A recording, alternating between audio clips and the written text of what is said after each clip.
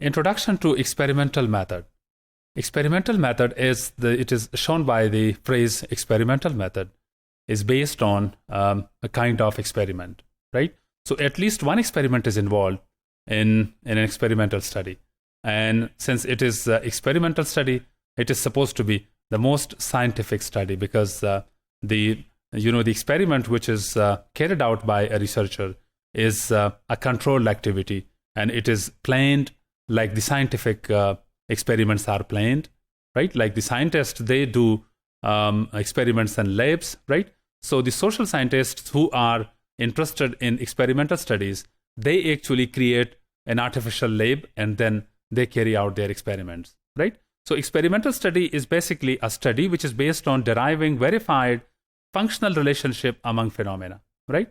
So phenomena are functioning with each other, they are interacting with each other, and when that interaction and that experimental activities, that treatment that is recorded and that is observed and it is controlled, then the results are calculated, the results are recorded, and the experimental study is completed, right? So it is the deriving of verified functional relationship among phenomena, right? So that relationship is really important, and the result of the particular relationship is recorded, that what is happening actually, right, as the result of a particular action. So that's the variation, which is effect. Otherwise, in other words, in the the situation and on the dependent variable as the result of the manipulation of the independent variable. So that change and that variation, which is in terms of effect, that is recorded in the case of dependent variable, and that is due to the manipulation of independent variable.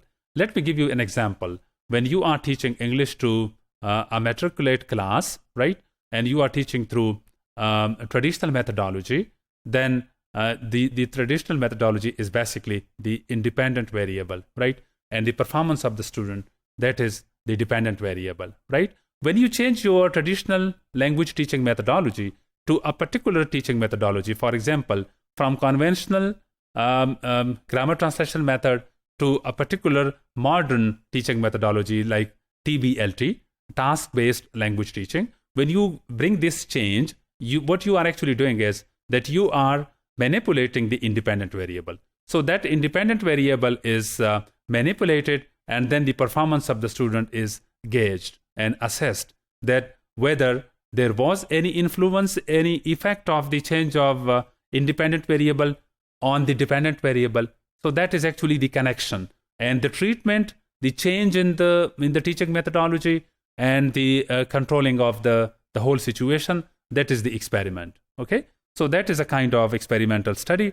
The observation is actually recorded, that what will happen, that is the observation, and it is recorded under control conditions.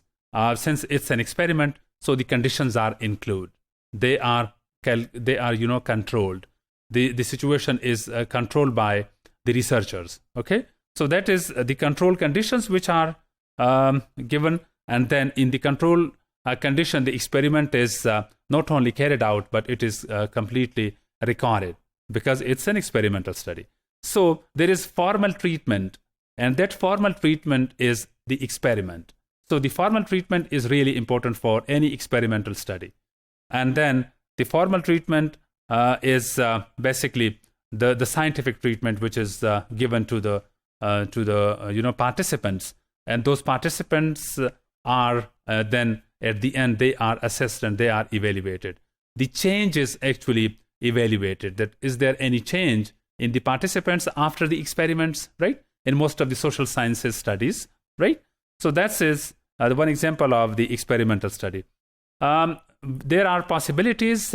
Pure experimental studies are there, and then quasi-experimental studies are also there. Pure experimental study is when there are two different groups. One is actually the control group, and the second is the experimental group.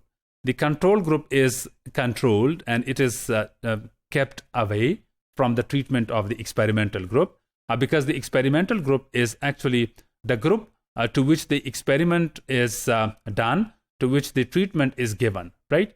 So two different groups, and then their change, their performances, they are recorded.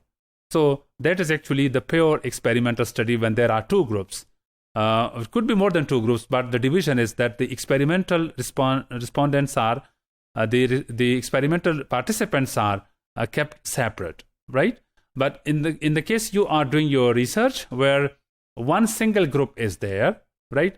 And you record the performance of the group in the beginning, before the treatment, and then you give the treatment, you carry out with your experiment, and then at the end you check the performance. So that is one single group. So that is actually called the quasi-experimental research.